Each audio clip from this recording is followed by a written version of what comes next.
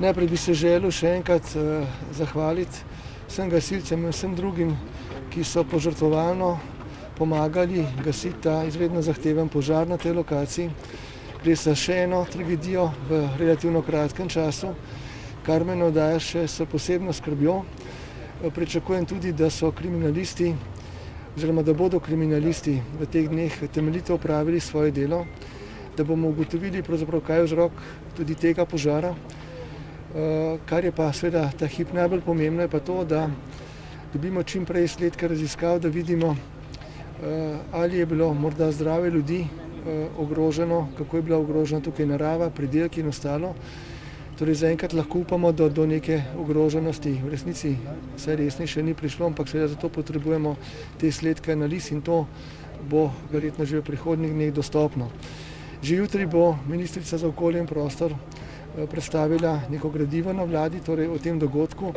Seveda želim, da se že jutri obravnava ta dogodek in z njim povezane zadeve, če tudi še ne bomo imeli vseh popolnih podatkov, kajti gre za to, da tudi ta tragičen požar tukaj dokazuje, da tako na področju dovoljenj kot predpisov, pa tudi praks posameznih podjetij ni storjeno vse tisto, kar bi moralo biti. In zato moramo zdaj kot vlada nemudoma ukrepati. Z ministrico seveda že razmišljava o tem, kako bi čim prej izvedli neko revizijo tudi širšo po Sloveniji okoljevarstvenih dovoljenj.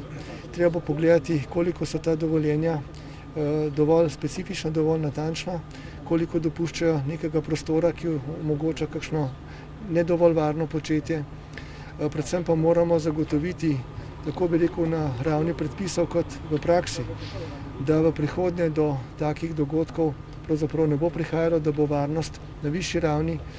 In seveda, kar je še posebej pomembno, prisluhnili bomo tudi vsem tem pobudam civilnih iniciativ, društev, občanov, ki so se zdaj tudi ob tem dogodku oglasili. Vemo, da že v primeru Kemisa so bili njihovi glasovi kar glasni.